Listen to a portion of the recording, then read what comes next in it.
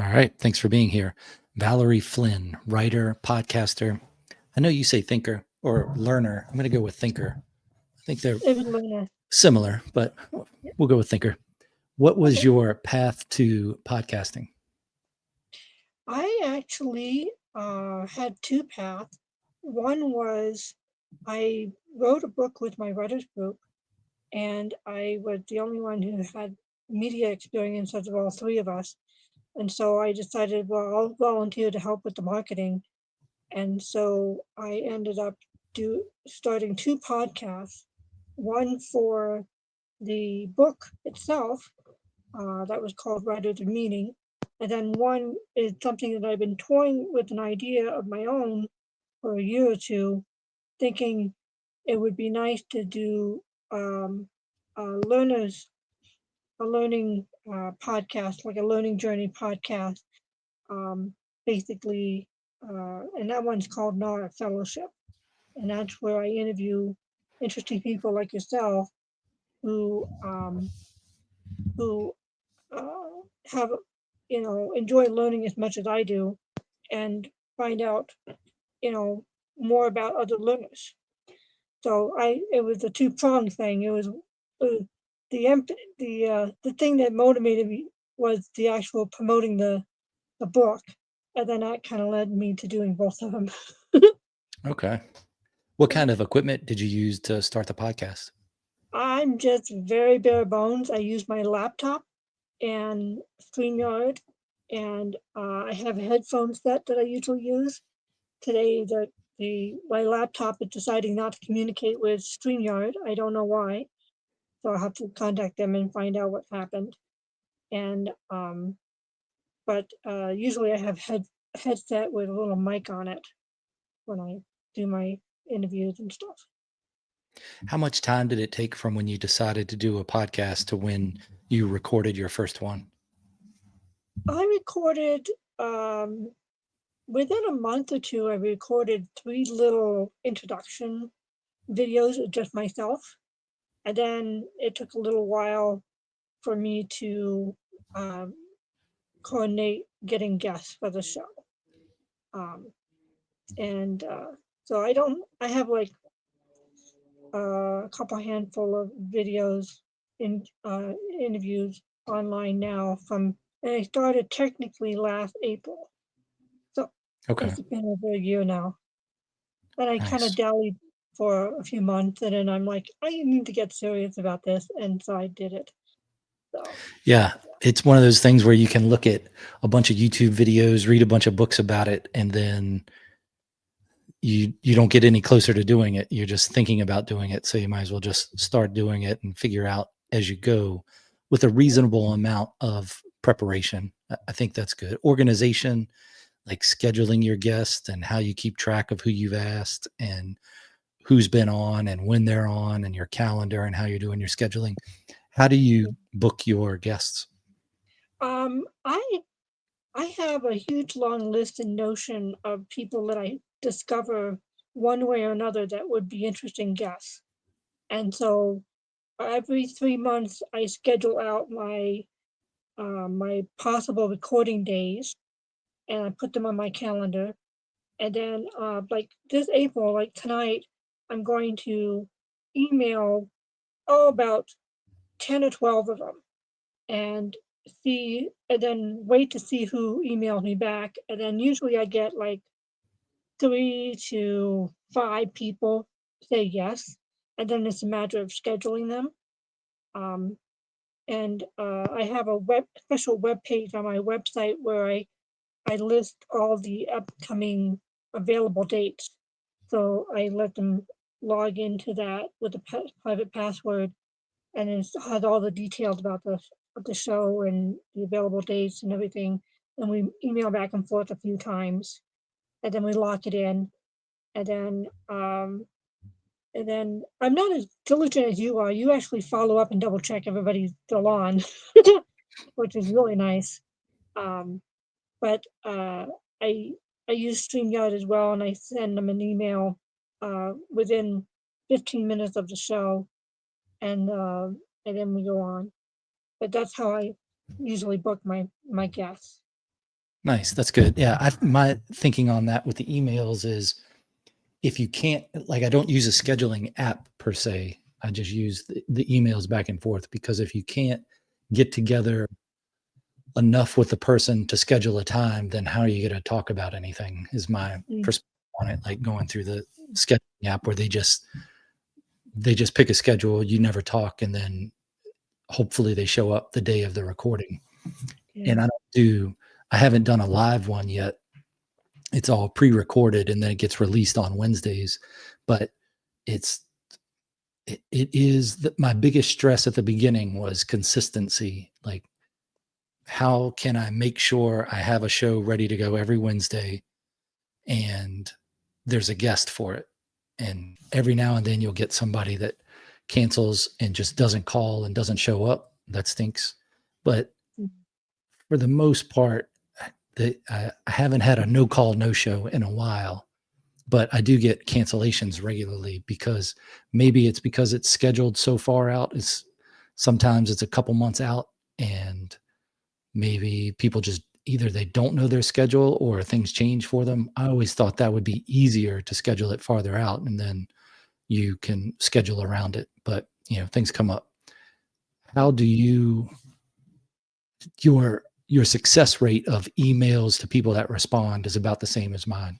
I put it mm. 50%, maybe a little less of people when I send an email to or a text to, or if I see them on Instagram or X or matchmaker.fm, then I get maybe 50% that respond. And then of that, maybe three-quarters actually get to the point where we've had a couple emails and then we're scheduled to do a podcast. But yeah, how do you keep track of the people you ask and then the people that you schedule? Do you have like a spreadsheet for that? I don't. I'm not very diligent at that. I do have emails. Uh, I have like a video conversation folder in my email box. That any emails I get back from people, I just put in there. Um, I I have my Notion list, and I say when I emailed somebody, and then whether they accepted the invitation to be a guest, or if they decline. And I've gotten a few declines, and which is fine. Um, and so I'll note it on that. I'm not a spreadsheet person. I don't really know how to deal with it.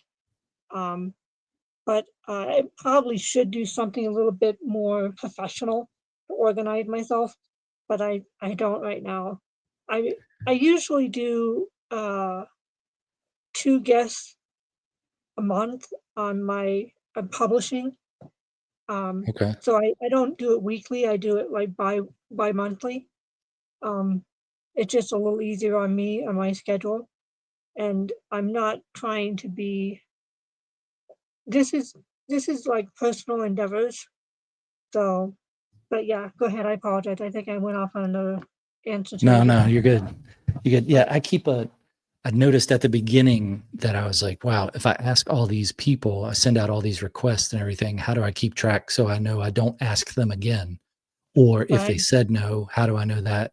Or if they said yes and then didn't show up, how do I keep track of that too? So that's when I was like, I need to put this in a spreadsheet, and makes it pretty easy to track. But the I like the idea of calling it a notions list. That's a good one. It's a yeah, good word for it.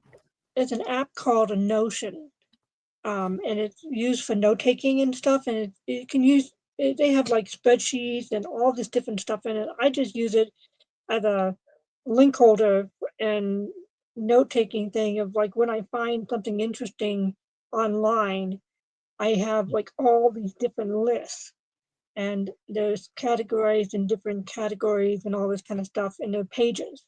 And it probably it's basically the equivalent of using a Word doc, but a little more robust than a Word doc.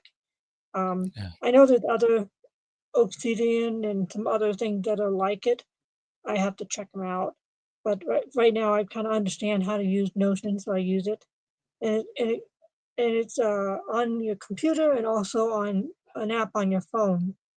So Okay. um, it allows me, so if I'm browsing online and I find somebody who's a possible guest, I just have this possible guest list. I should have like a list of like get uh, previous guests or something like that. But Notion is not always easy to copy and paste on the phone as it is on the laptop. Yeah. Yeah, in the email account, I keep an email folder for past interviews, and then I keep an email folder for people I've asked that said no, if there's an email for it, just so I have that in case, and then some other ones. But that's basically the way I keep track of it. Hmm. That's a really How good did idea. when when you started doing your format for the show and when you were going to have 2 a month, how did you settle in on that number? Was it just what you could do yourself? I was so I'm getting towards the end of my queue of people that I have interviewed for the last 3 months. And this month I have like 3 interviews. And so that'll put my numbers back up again. So I wanted to be ahead of the game and to have Mm. interviews in the can and then release them as I could. Um, I I do caregiving and stuff, and so I wanted something that wouldn't take up all my time and be a business, more of an avocation kind of thing for me. And I figured it'd be easier to have interviews in the can. And if I do it bi-monthly, I'll always have at least 2 interviews ahead of of at least 1 month of like how the interviews work out on um, in my 3 months plan for recording interviews. So Yeah. it was just kind of like it just made it feel like I feel like I have a nice buffer. I don't have to worry about that I don't have an interview and then I'm gonna lag when I don't have interviews because of timing and stuff. I feel like I feel more secure that I have a nice collection of interviews I can just put on as my schedule allows. Yeah, that's good. I think it takes a few months to find out what you're comfortable doing. Like I started out with a lot of scheduled, like the first maybe 10 episodes were people that I knew, and then the next were people that I knew, and then there Mhm. were strangers after that using the Matchmaker FM or social media otherwise. And sometimes I would have weeks where I had 3 shows released every Wednesday, and then I'd have clips and all that stuff doing every day of the week.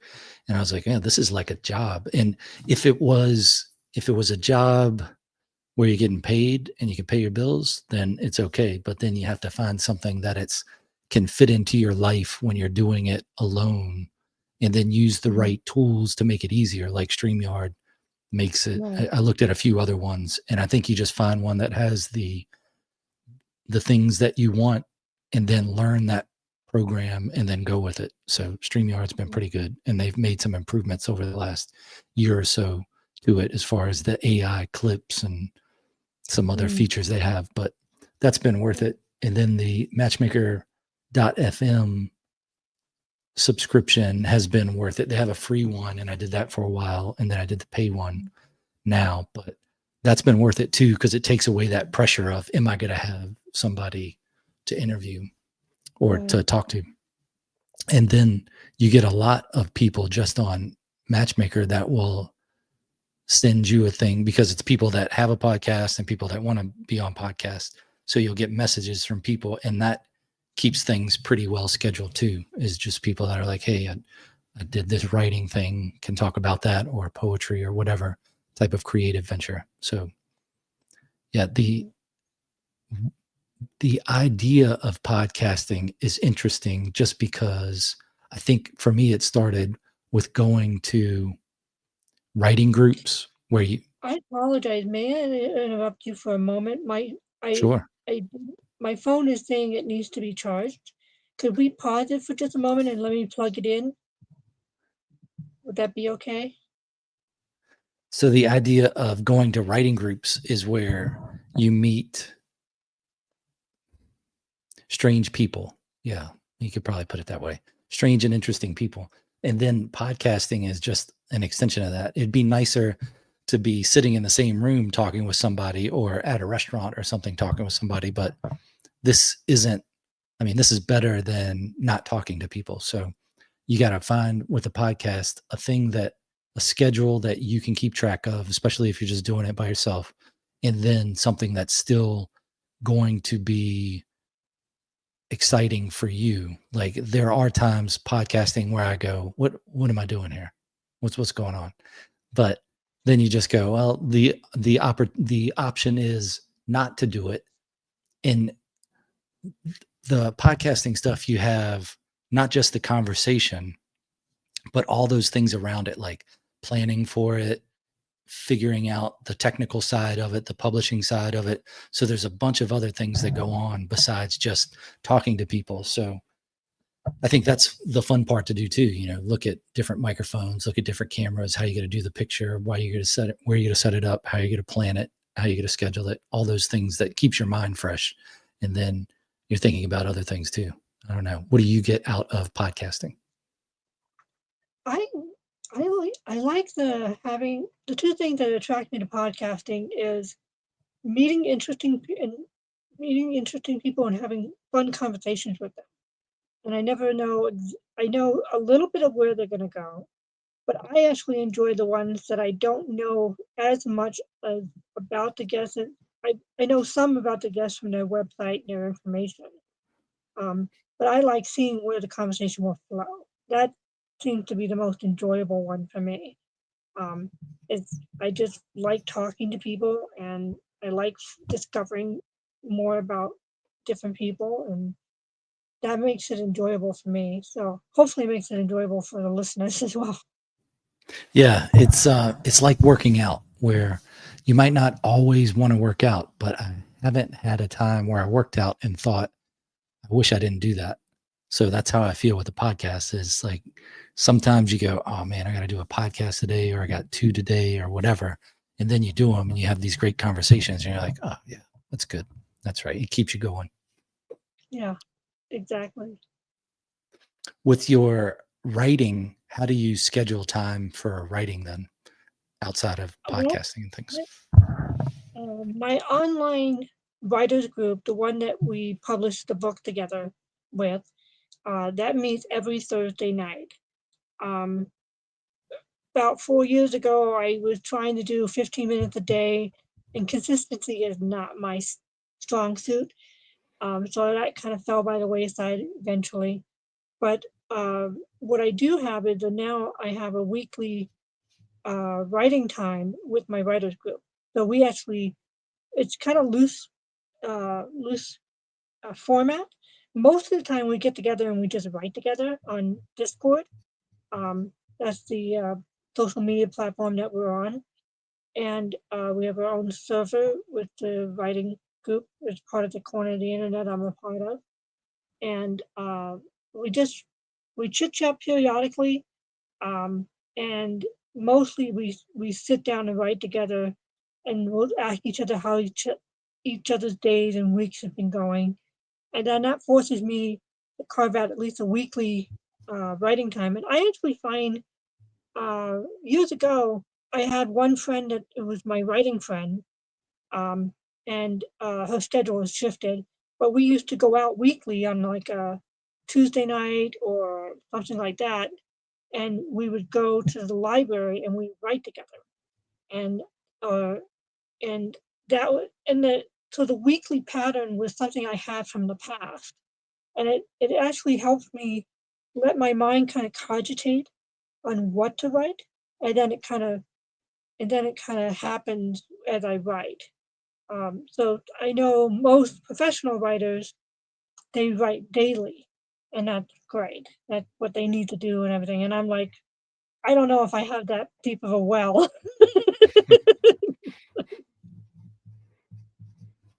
Yeah, it's that time and place. It's the difference between going and taking a class in a classroom and taking it at home, where you have to set that time aside for it so you can get in the proper state of mind. I find works the best. But yeah, it's writing is strange because you can get into that writing mood anywhere. And you just have to show up, whether it's at the same place all the time or just while you're shopping and you start thinking about something and you take a note down for it. That's the big difference for me as I see it Mm, from writers and not writers is everybody's having these little ideas of things, but the writer is writing it down. mm, mm. Do you keep track of like notes throughout the day if you have thoughts for writing, like this is a good idea for a scene, or here's a quote from something I've been writing, or this character says this or that? Yeah, I actually have Notion is a good capture thing for me, and sometimes I have notebooks for different things um, that I'll write down information. I mostly work from home as a caregiver for my family, for um, my mom and my sister-in-law. We all live together, and so I have access to my notebooks and stuff and most of my things, and so I'll just jot something down, either in a notebook or a clipboard and paper or on Notion, depending on what it is. Usually it's internet surfing and I find something that's interesting, like about Tessin fans or something like that, um, which is an iron fan, you know, you fan yourself with. Mm-hmm. Um, but yeah, so I don't have a set book for just ideas and stuff. Notion seems to be my catch-all because I can put it in a whole bunch of different categories and organize it a little bit better. How do you sort through that after, like, if you have it in a on a piece of paper or in a notebook or in the electronic format? How do you go from what you've written to using it in something you're writing? Um, I usually try to remember where I put something and I go get it and I copy and paste, or I will handwrite it down and put it in a more appropriate spot. Um, Okay. yeah, I'm not as methodical as some other people. What are your what's the main type of stuff you write? Mostly nonfiction now. I used to write a couple um, fan fiction years ago, and I might get back into it. They were more finger painting fun things just for fun. I'm more writing blog posts, and I have a work in progress, a book that I'm working on that is basically about my adventures and my thoughts, mostly my thoughts and my perspective and my pondering on building a writer's platform. And hopefully it might be of help to someone. You know, I don't I don't know if I can actually publish it or not because it may not even sell, but it's something to work on. There's been plenty of things that people have written that didn't sell well when they were first released and then turned into books of acclaim. What Mhm. have you thought about publishing it with, like Amazon or KDP? Yeah, I have. Um, I'm lucky. My dad was an actor, writer, director, and years ago, like 30 or 40 years ago, he had gotten a whole set of ISBN numbers from bankers. So I can actually use that for publishing. I just have to get the UPC, ISBN Hmm. image thing, um, so that I can publish it. I know Kindle does stuff, but then they own the thing, but you want to have your own. Um, so I've never published a book of my own before. My dad did publish a book, an audiobook called Words of Freedom, Men of Honor, back in the early 2000s when right after 9/11 happened. and it was an audiobook of like Bill of Rights, the Declaration of Independence, Patrick Henry's famous speech, and quotes about freedom in the front and the back. And we had a couple guest speakers on there.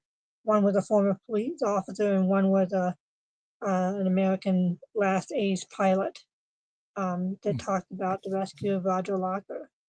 And so it's kind of a audio. It's an audio book, but it's not like chapter 1, 2, 3.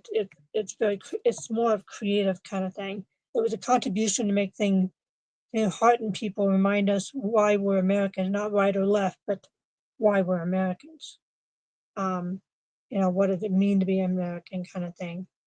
And so we went through this self-publishing process for that back before Audible and all that was available. Um, so, and it's still out there. It's on iTunes and, and all the other stuff like that. But we never got into Audible because it's not formatted properly. And I have to do all the things. So I may do that in the future. I don't know. But I've used Amazon for a few books, and then I've done self-publishing through a self-publishing house for the first book that I did. And then since then I've published that on Amazon. And there are a lot of pitfalls for self-publishing because that whole ISBN number thing, like you have to make sure that you get the ISBN number that's a real number. There's a bunch of places out there that just sell fake ISBN numbers, and then you don't know it. And I don't know how you would ever discover it. That I don't know. I think But with the only one who's the official seller of it, isn't it? Who's that? Bowker. Maybe there's some. Yeah. Yeah, there's some other, but then you have to buy a certain amount of them, and then other places buy them and then break them apart and sell them either one at a time, 10 at a time, whatever. Oh, I've never. That was my experience with it. Yeah, that was my experience when I looked at it. But that first one I had was self-published through iUniverse, which I think is allegedly part of Penguin now, but I don't know. It is a good experience as far as it's good training, so you can know this is what this is like. I mean, you're the product as the writer. They're making their money off of you. And then with Amazon, you have so much more control of it. And KDP has gotten better just in the few years that I've used it. They have some great programs for formatting and doing your covers, and you can get the ISBN through Amazon. And it doesn't mean Amazon owns your book. It's their ISBN, so it's always going to come back to them. But when you look at the market of book sales, Amazon is the biggest. So, I mean, if you have your book available on the biggest market, that's probably not a bad thing. And then they have options in there now where you can put it through different markets. Like they added those last time I looked at it. And I really like the way they have it set up. But yeah, I think it's worth self-publishing through Amazon. Or if there's another one out there that you like better. I apologize. Go ahead. So I didn't handle the publishing part of it. Jordan, who has self-published before, he handled it because he kind of knew the ropes, and he also published with Amazon as well. So that's what we did as well. So I don't know the ins and outs of the actual publishing, aside from when we tried to do it 20 plus years ago. It's a lot different now on Amazon. Like the first one I did on Amazon was maybe 2014 or so. And it's the KDP has gotten a lot easier to navigate now. It takes some time to learn it, but it's just like if you're podcasting and you're using StreamYard, it takes a while to learn that. So just learn the program, and then it's pretty great. I think it's pretty great for publishing. So give it a shot sometime, and then you can start an Amazon authors page and your stuff's out there. And if nobody ever buys it, that's okay. It's still out there in the ether. You never know. probably the most heartening thing is most of us don't make a lot of money from publishing. Um, but we do touch people's lives, and sometimes our book makes a world of difference in one person's life, and that kind of makes it worth the while, Yeah. emotionally speaking. Maybe not economically speaking, but emotionally speaking, yes.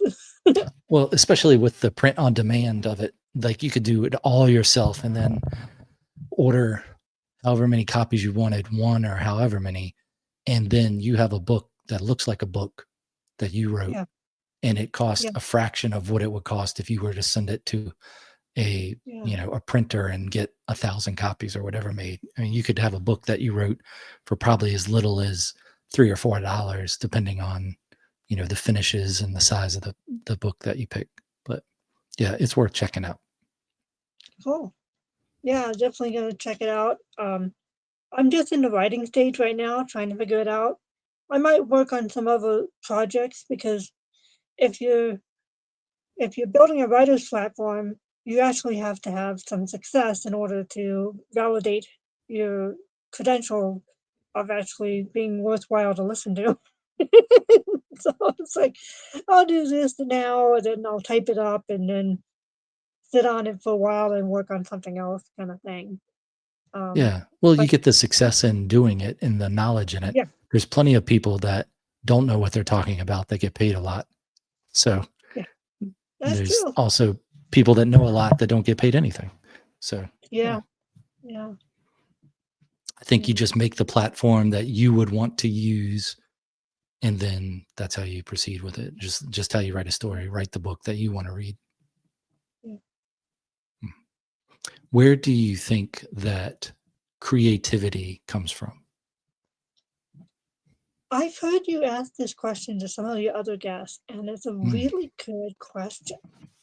And I think a lot of people don't know where it comes from.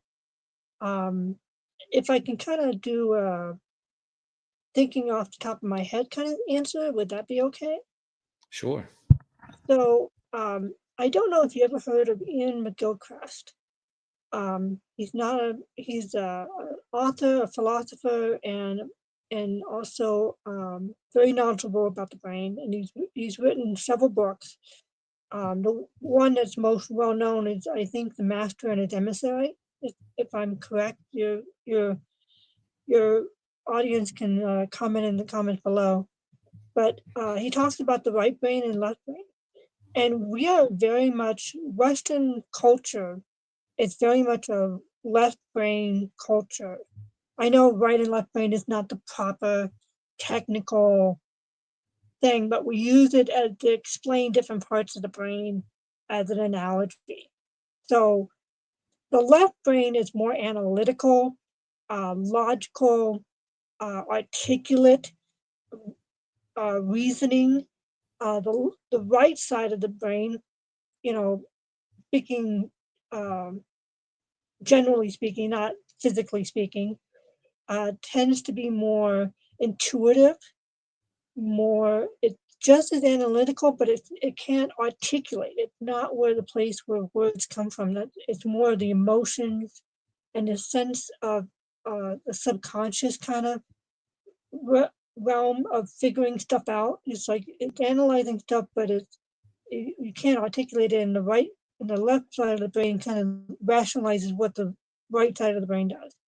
Um, and I think creativity is a mix of both. I remember uh, reading and watching an online class by Barbara Oakley, who is teaches people how to learn. So learning how to learn.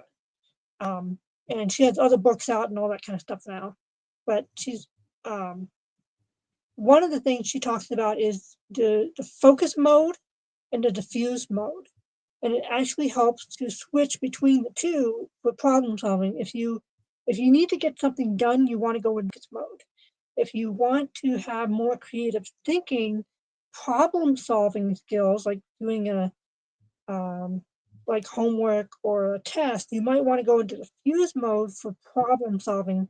It, it, she makes the analogy that it's kind of like one of those pinball machines where everything is structured.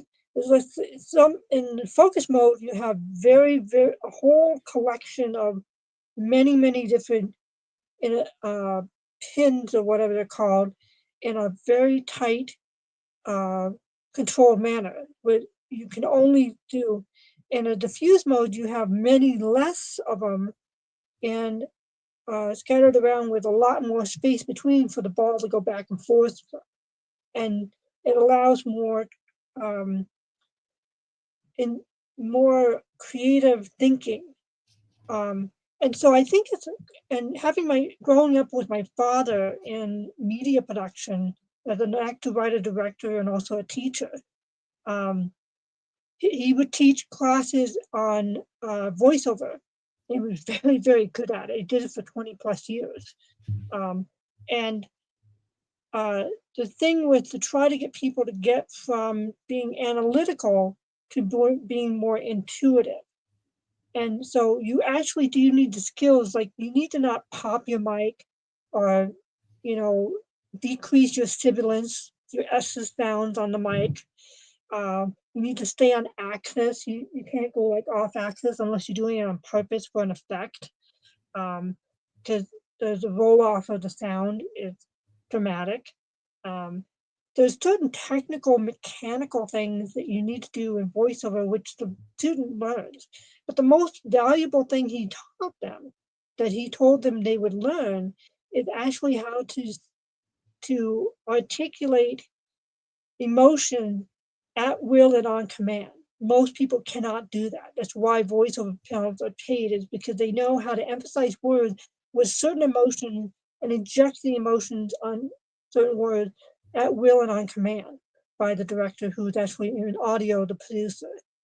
And so, just like a piano player learns all the keys and learns how to read notes and read music and all that, you have all this fundamental skill stuff.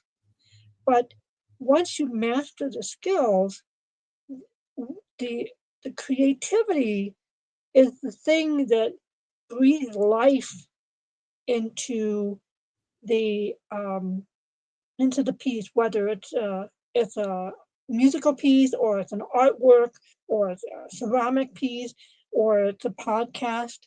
It's it you need the you need the what it when you paint on. I'm blanking on the The term right canvas, now. I know. the canvas, The what? the Canvas. You canvas. need the canvas. Yeah, you can have a small canvas that's like this big, or you can have a huge canvas that's like half the wall. Um, that tells you where your creativity can go. You do need limitations for creativity, or else it won't flourish. If you just have anything and everything goes, your mind doesn't know what to do with it, and you just come up with a mess. Um, but some people can do something. There's exceptions to the rule, but we need limitations, and within those limitations, we we figure out in a diffuse mode how to breathe life into it and make something, beautiful or beautiful, you know, or you know, artistic in some way. So that's a long-winded thinking off the top of my head from all these different things, because you've asked that question of some of your other guests, and I'm like, I have no idea. Let me think about this. And these are the different thoughts that popped in my head, not logically, but like from my own personal experience and stuff. I don't know if that helps or not. No, that's good.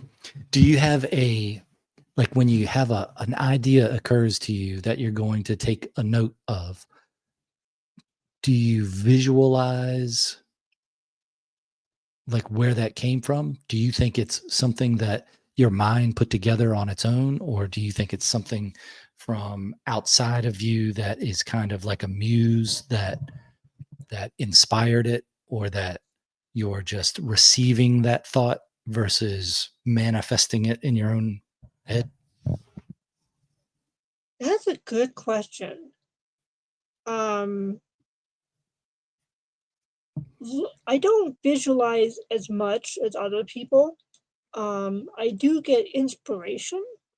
Sometimes it's an idea will come because I've been trying to figure stuff out, and my subconscious has been processing it in the background, and then it kind of comes to me.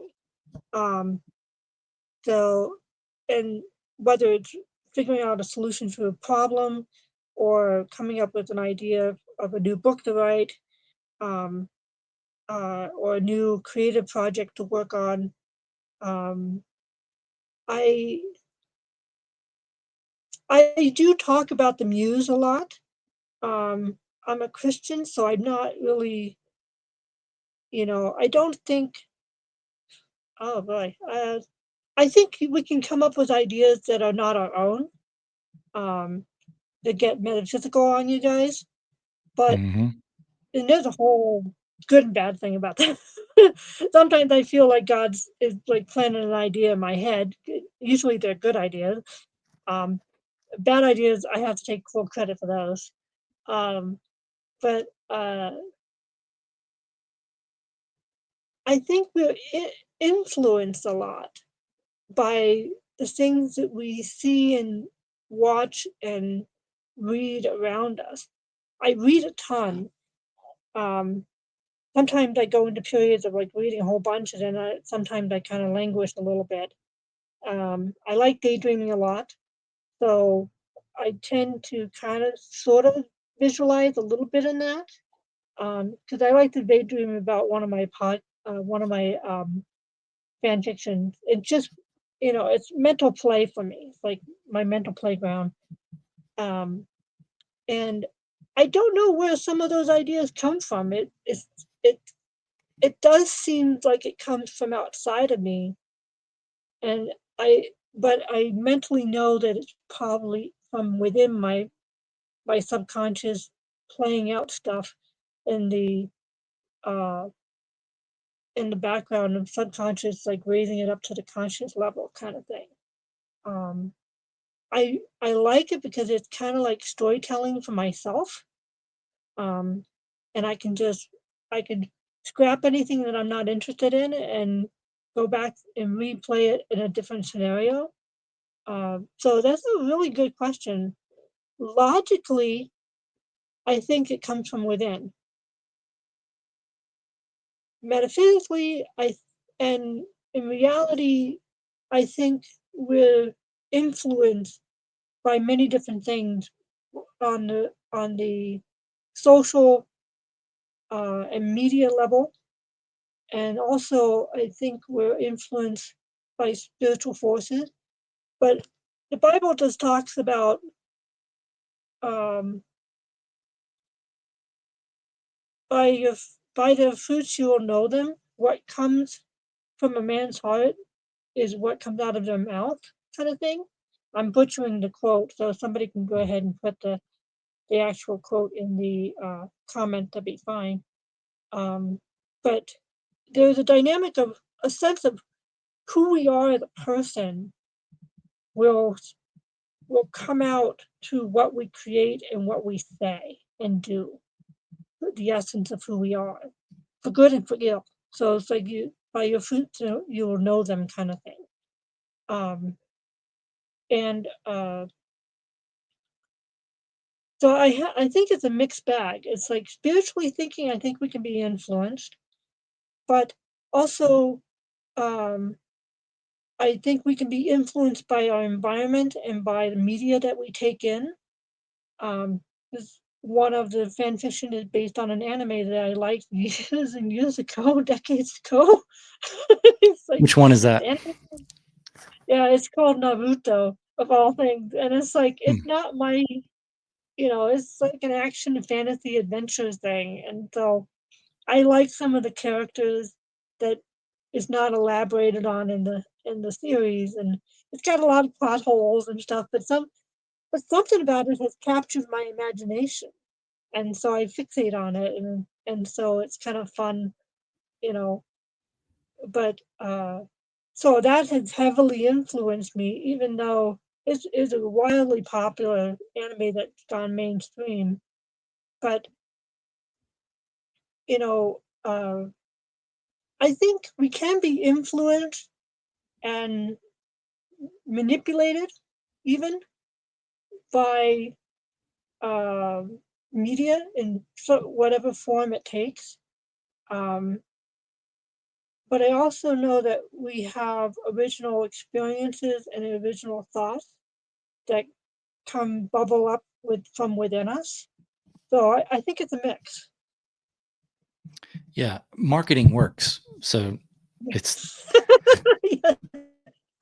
it just depends on how you're being marketed to. Hopefully, you've had something installed, whether it's something you're born with or something you learn in that first stages of life. I like that the research that shows what you are is where you were when you were 10, that all of your moral standards and understandings are set by the age of 10. That explains a lot of things when you look at people's upbringing or what they've experienced. And certainly big things in your life can change how you feel about things, but it's it's I mean, you can look at something as being brainwashed, but everything is kind of being brainwashed. Your brain is awash in this world. So it's it's just your perspective of how you're looking at it. Certainly the easy answer for creativity is it comes from God. So I think Right. that's the answer that you could always give about everything. You know, God wanted that.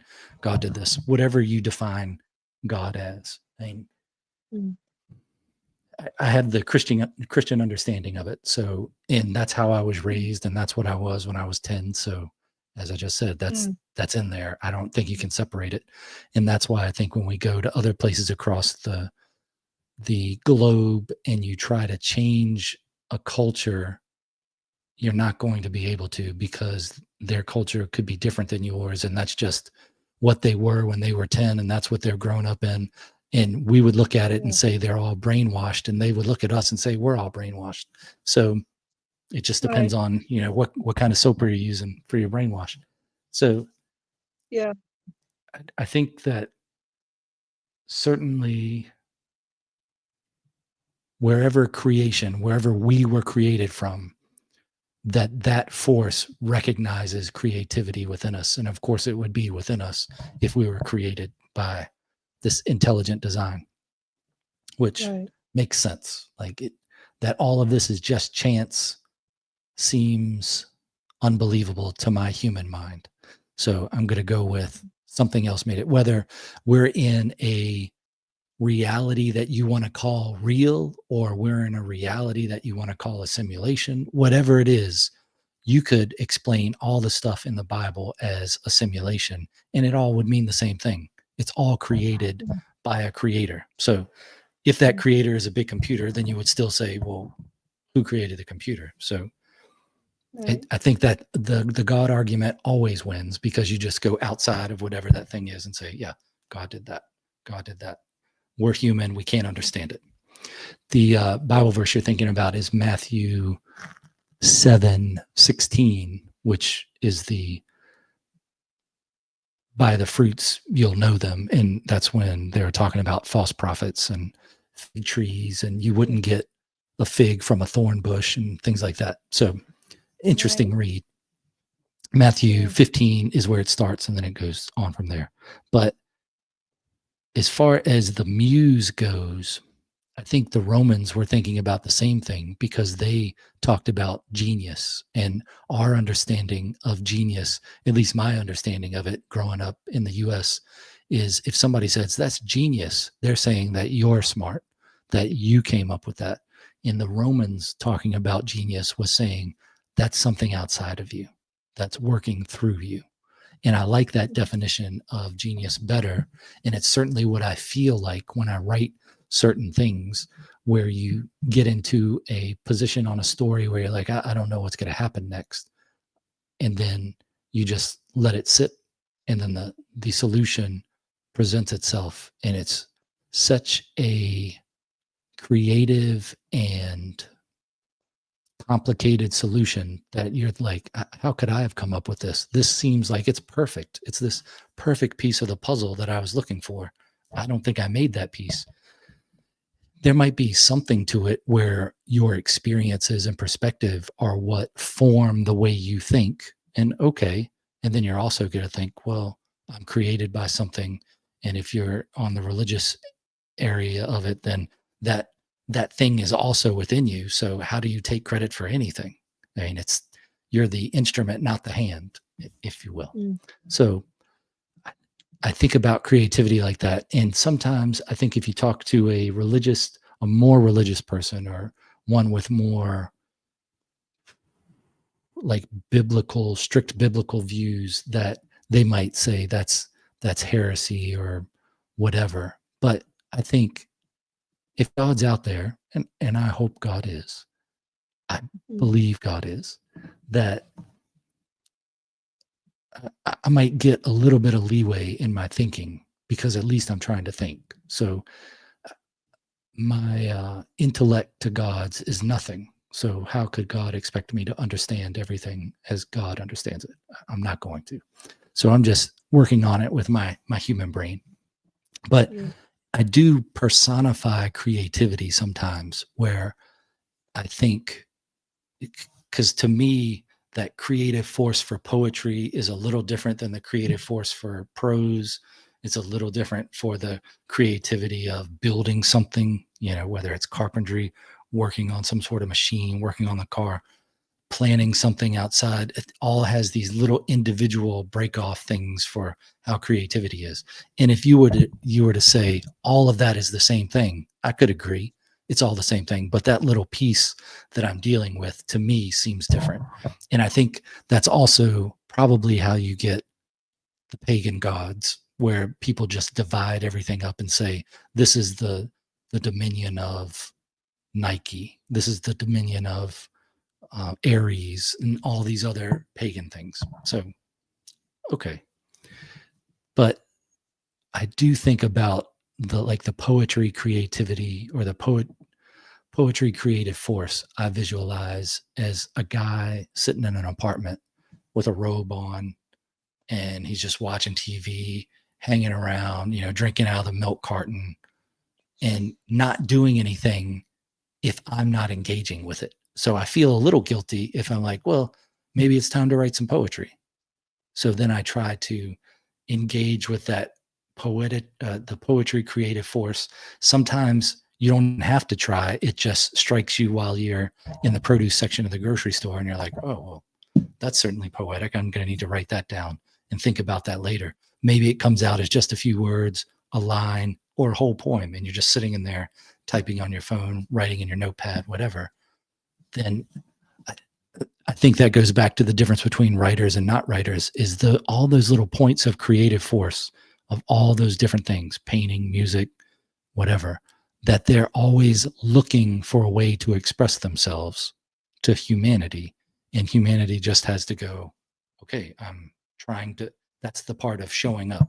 I'm going to show up and I'm thinking I want to write a nonfiction book. Let's see what happens. And then you start doing it and those ideas start appearing and you're like, okay, I'm engaged with this. And sometimes you get into that zone where you're like, it's writing itself, whatever you're writing. So that's Yeah. pretty great too. And then melodies and music and all that. So yeah, I tend to personify creative forces in my mind. So I like the idea of the Romans with the genius outside of you. It I don't know, it seems more like a collaboration than just something you're stewing up on your own. Well, there is a thing of distributed cognition um, in neurology, neuroscience, like problem solving at the society level and community level is greater than the individual level. And we actually are doing both we're in um, when we're in community or we're in participating in society properly. If we don't have like personal issues stopping us from communicating properly, we can take in. That's part of why culture controls us so much. It's part of distributed cognition through time. Um, Hmm. And so I can, I really appreciated you sharing all that. Uh, the Romans believed there was genius outside of you. It does ring true. Um, and I think we're a mix of both, uh, you know, individual, problem solving and thinking, as well as distributed cognition. And, and they're both, like the right and the left side of the brain need each other. It's opponent processing. So does the individual and the society need each other, um, for many different reasons. And so, yeah, Yeah, it's the classic story of the yin and yang, right and wrong, light and dark, all that. You can't have one without the other because at the very least, you wouldn't be able to distinguish one from the other. Like, would you know what darkness is if all you saw was light? So yeah. you could just say it's not light. Well, what's that look like? So George yeah, it's George interesting. MacDonald wrote a book called "The Day Boy and the Night Girl," and it deals with that. You know, Hmm. so Yeah, I'm familiar with that. It makes me think about the Always Sunny in Philadelphia night man and day man or something. I yeah, don't know if you've seen that show. It's no, probably not I appropriate for anyone to watch, but yeah, okay, it's it's yeah, funny. And when I started watching it, I had to watch it just in like 15-minute bursts because it's like a 30-minute show. But I was like, man, this is a little. And eventually, I got to the point where I could watch a whole show at once. But really funny, and it makes it even better when you look at the YouTube videos of the making of it, like the documentary type stuff or the behind the scenes things. But yeah, I think it was Dayman and Nightman in that. oh, But anyway, cool, it's not anything like the book. It's a completely different idea. But with the idea of thinking about what ancient people thought about, and then we're still thinking about those things, it really makes me feel more a part of humanity because you're like, wow, people have been pondering these ideas for a long yeah, time, and yeah, they have some answers out there, and you could come up with different ideas and then probably find an ancient or between ancient and now, between recorded history and now, a couple different ways of people describing it. So that's why I think if you have a book or an idea about something, go ahead and write it, put it out there, because who knows mm, who's going to find it and in right, what millennia they'll find it. right, Could be true, the only thing left of humanity when yeah, aliens are flipping through it. yeah. What's a writer's platform? The aliens are reading through this book. How did you get started with the Discord thing? Discord, I okay, that's a long story, but let me see if I can condense this real quick. There's a gentleman named Jordan Peterson. He's a psychologist and public uh, thought leader, Thinker. Hmm. and he's very controversial. Um, and I was attracted to him. I learned about him through my brother. Not romantically attracted to him; he's married, but he has a beautiful mind. He's very polemic, but he's not right or left, but he's kind of been pushed into the right from people on the left saying that he sounds right, and the right has accepted him. But he's like a classic liberal. Um, but he um, he's a lot of people were drawn to his thoughts and ideas. He did a biblical lecture series talking. Not He's not a believer. He was doing the Bible stories, lectures from a psychological perspective, which was very eye opening.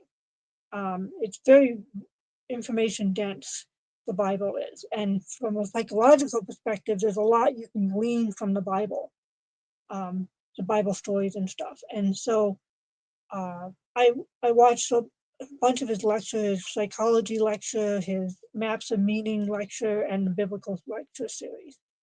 And I found some people online. There was a pastor in Sacramento, California, named Pastor Paul Van, and he was a YouTuber. He was just doing, monologues of thoughts he had and having people just give him feedback because he lives in the Christian bubble in the church and he likes to hear what other people think. He's very open-minded but well-grounded. And he was fascinated by Peterson because Peterson was getting people to come into an auditorium, filling up auditoriums at $40 a pop or whatever it was, and talking about the Bible when there were empty pews in the churches. And he's like, what is this guy doing? I got to learn from him, you know. And he found him intellectually interesting as well. Well, he started doing Jordan Peterson meetups on like meetup.com and in Sacramento, California. One of the guys who came, who was one of the regulars, loved the community and the estuary protocol of having meaningful conversations with each other so much that he created a Discord to facilitate other people having the same kind of in real life community that he and the others of the Jordan Peterson meetup enjoyed. I became a part of that online community, and then one of the sister Discord was the writing Discord of the Bit of the Meaning writing Discord, and that's where the book was born. So that's a long story of like where I am in part of the, we call it, some people call it this little corner, meaning this little corner of the internet.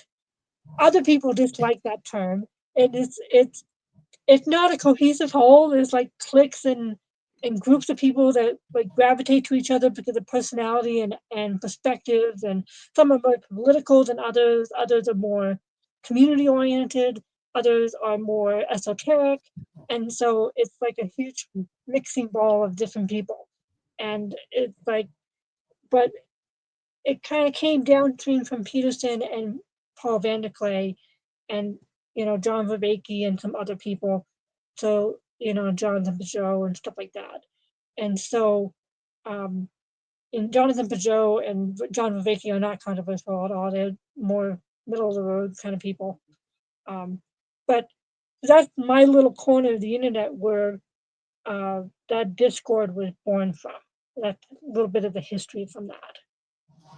When you do those Discord writing groups, is it a thing where you meet and you have a camera on and you're talking to people, or is it a chat room? It's a voice chat room. Voice chat. Okay. The Discord has the capability of doing camera like we are doing right now, and or just voice. And I tend to do more voice on Discord. I'm usually in my own room and I don't want a bunch of people seeing my room. And so that's why I got the green screen, is so I can start having more video conversations with people like yourself, and also on Discord when I want to. What's the best way for people to be able to follow the fellowship, the Discord, and the other stuff you're working on? Sure. I have 3 different websites. I can send you the links to them. My main website for myself is valerieflynn.com. It's easy to remember. If you are interested in the NAR Fellowship, it's narfellowship.com. And then the Writers of Meaning, an anthology on community book, and more of the detail than that, and the podcast are on writersofmeaning.com. So I can Okay. email you the 3 links for your video description if you want, and people can follow the one that interests them the best. I have those links. They're in the Okay. show notes. I've looked at them. They're good Okay. looking websites. So Okay. good job on Thank you those. very much. I appreciate that. Is there anything that you wanted to talk about that we didn't, or any thoughts you have in closing? I really like the premise of your show. It's really fascinating and good. And I was curious to ask you some questions. So maybe in the future, I can send you an email and maybe you might be willing to be a guest on my podcast. Because I'd like to talk about what you learn as doing the hump day calls, so, and talking to a bunch of creative people. That would be kind of fun and neat to do. And one of the things is for other Christians who happen to be listening, there is an arts organization.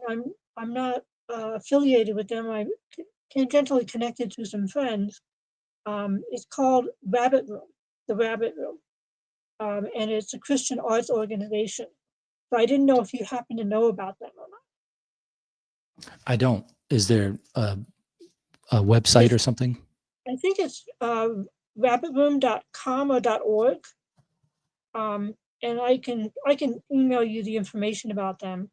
But for Christian artists, sometimes we have a different perspective and also different morals and things we need to be careful of.